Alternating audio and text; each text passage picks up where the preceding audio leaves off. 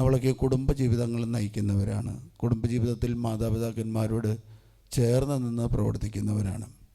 ഒരു കുടുംബജീവിതത്തിൽ മാതാപിതാക്കന്മാരോട് ഏറ്റവും ചേർന്ന് നിൽക്കുന്നവർക്കായിരിക്കും മാതാവും പിതാവും, അല്ലെങ്കിൽ പിതാവും മാതാവ് തങ്ങളുടെ ഷെയറുകൾ പങ്കുവയ്ക്കുമ്പോൾ ഏറ്റവും കൂടുതൽ കിട്ടുന്ന ആർക്കാണെന്ന് വെച്ചാൽ ഏറ്റവും കൂടുതൽ സ്നേഹിക്കുന്ന വ്യക്തികൾക്കായിരിക്കും ലഭിക്കുന്നത്. അല്ലേലേ ഏതൊരു മകൻ, ഏതൊരു മകള് മാതാപിതാക്കന്മാരെ ഏറ്റവും കൂടുതൽ സ്നേഹിക്കുന്നോ അവർക്കായിരിക്കും അവരുടെ ജീവിതത്തിൽ ഏറ്റവും കൂടുതൽ പങ്ക് കൊടുക്കുവാനായിട്ട് അവരാഗ്രഹിക്കുന്നത്. അങ്ങനെ ആഗ്രഹിച്ച് ലഭിക്കുന്നതും അല്ലെങ്കിൽ മാതാപിതാക്കന്മാരെ സോപ്പിട്ട് അല്ലെങ്കിൽ തന്ത്രത്തിലൂടെ നേടുന്നതും നമുക്ക് കാണുവാനും മനസ്സിലാക്കുന്ന കാലഘട്ടത്തിലാണ് നാം ഒക്കെയും ജീവിച്ചുകൊണ്ടിരിക്കുന്നത്. ദൈവരാജ്യത്തെ ഇത് നമ്മെ സൂചിപ്പിക്കുന്നുണ്ട്. ദൈവരാജ്യത്ത് യേശു ക്രിസ്തുവിനോട് ഏറ്റവും കൂടുതൽ ചേർന്ന് നിന്ന് പ്രാർത്ഥിക്കുന്ന വ്യക്തികൾക്കായിരിക്കും ഏറ്റവും കൂടുതൽ കൃപകളും അനുഗ്രഹങ്ങളും നമുക്ക് ലഭിക്കുന്നത്. നമുക്കറിയാം, വേദപാഠം നമ്മൾ പഠിക്കുമ്പോൾ, അതോടൊപ്പം തന്നെ നമ്മൾ കുർബാന സ്വീകരണത്തിന് പഠിക്കുമ്പോൾ അല്ലെങ്കിൽ വൈദിക പഠനത്തിൽ പഠിക്കുമ്പോൾ നമ്മൾ പറയുന്ന 10 കൽപ്പനകളുണ്ട്. ആ 10 കൽപ്പനകളിൽ ആദ്യത്തെ 3 കൽപ്പനകൾ ദൈവവും മനുഷ്യനും തമ്മിലുള്ള ബന്ധത്തെ സൂചിപ്പിക്കുന്നതാണ്. അല്ലേ രണ്ടായിട്ടെന്നാണ് നമ്മൾ 10 കൽപ്പനകളെ തിരിക്കുന്നത്. ആദ്യത്തെ 3 കൽപ്പനകൾ ഏതാണെന്ന് വെച്ചാൽ ദൈവവും മനുഷ്യനും തമ്മിലുള്ള ബന്ധമാണ്. ദൈവവും മനുഷ്യനും തമ്മിലുള്ള ബന്ധം ദൃഢമായി മാറിയാൽ മാത്രമേ ബാക്കി 7 ബന്ധങ്ങളിലും നമുക്ക് സൗഹൃദം കൂട്ടുകെട്ടുകൾ ലഭിക്കുകയുള്ളൂ. അതുകൊണ്ട് ആദ്യത്തെ കൽപ്പന എന്താണെന്ന് വെച്ചാൽ നിൻ്റെ ദൈവമായ കർത്താവ് ഞാനാണ്, ഞാനല്ലാതെ മറ്റൊരു ദൈവം നിനക്കുണ്ടാകരുത്. അല്ലെങ്കിൽ ഏറ്റവും പ്രധാനമായ കൽപ്പനയാണ്. അതുകൊണ്ട് തന്നെയാണ് അത് ആദ്യം വെച്ചത്. അല്ലെ കുടുംബജീവിതത്തിൽ ഇഷ്ടമുള്ള നമ്മൾ മാതാപിതാക്കന്മാർ ഷെയർ വയ്ക്കുമ്പോൾ ആ ഷെയർ ഏറ്റവും മുമ്പ് വയ്ക്കുന്ന ആർക്കാണെന്ന് വെച്ചാൽ ഏറ്റവും ഇഷ്ടപ്പെട്ട വ്യക്തിക്ക് വയ്ക്കുള്ളൂ. അതേപോലെയാണ് ദൈവമായ കർത്താവ് പറയാണ് ഞാനല്ലാതെ മറ്റൊരു ദൈവം നിനക്ക് ഉണ്ടാകരുത്. അല്ലേലിയാം. രണ്ടാമത്തെ കൽപ്പന എന്താണെന്ന് വെച്ചാൽ നമുക്കറിയാം, ദൈവത്തിൻ്റെ നാമം വൃഥാ പ്രയോഗിക്കരുത്. ഇത് പഴയ നിയമത്തിൽ പഞ്ചഗ്രന്ഥിയിൽ നെളിച്ച് നിൽക്കുന്ന കാര്യമാണ്. ഹല്ലേലൂയ. മൂന്നാമത്തെ കാര്യം എന്താണെന്ന് വെച്ചാൽ എന്തായിരിക്കും? കർത്താവിൻ്റെ ദിവസം പരിശുദ്ധമായിട്ട് ആചരിക്കണം. ഹല്ലേലൂയ. പരിശുദ്ധമായിട്ട് ആചരിക്കണം. ഹല്ലേലൂയ.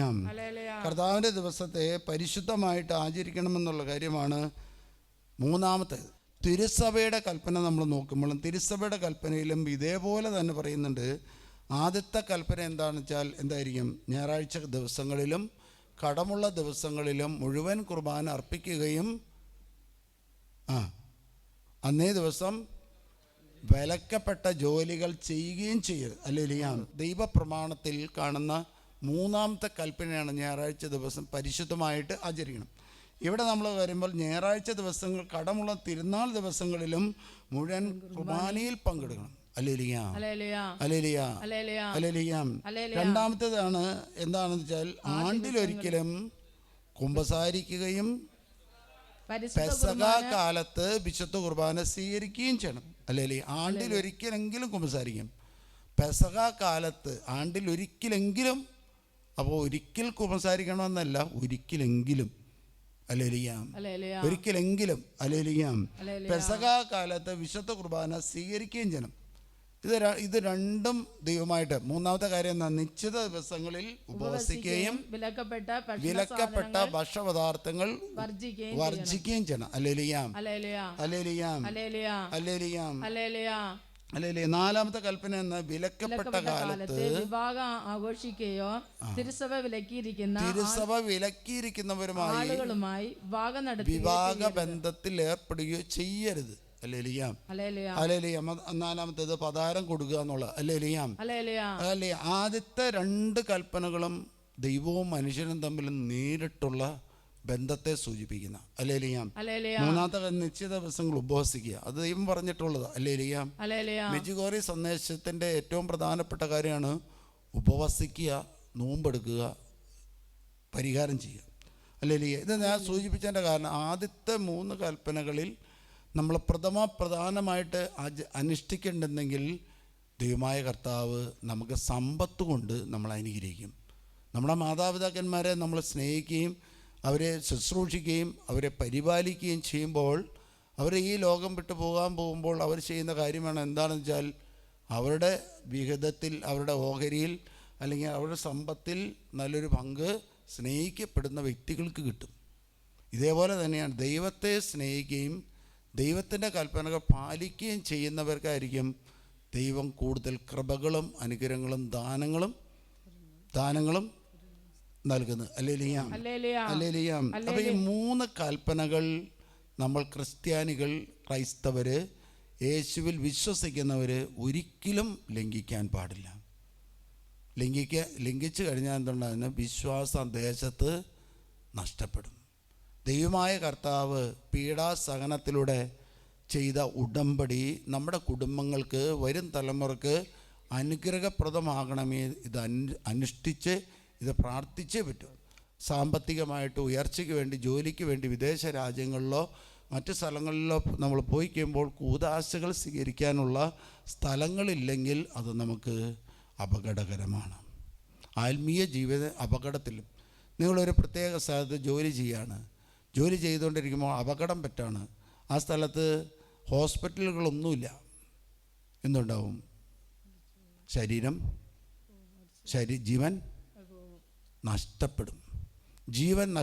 അല്ലെങ്കിൽ നിയമാവർത്തന പുസ്തകത്തിൽ 32-ാമത്തെ അധ്യായത്തിൽ 45-ാമത്തെ തിരുവചനത്തിൽ ഇസ്രായേൽ ജനത്തെ ഉത്ബോധിപ്പിച്ചതിന് ശേഷം മോശ പറഞ്ഞു, ഞാൻ ഇന്ന് നിങ്ങളോട് കൽപ്പിച്ചിരിക്കുന്ന ഈ നിയമത്തിലെ ഓരോ വാക്കും ശ്രദ്ധാപൂർവം പാലിക്കാൻ നിങ്ങളുടെ മക്കളോട് ആജ്ഞാപിക്കണമെന്ന് അവ ഹൃദയത്തിൽ സംഗ്രഹിക്കുവിൻ.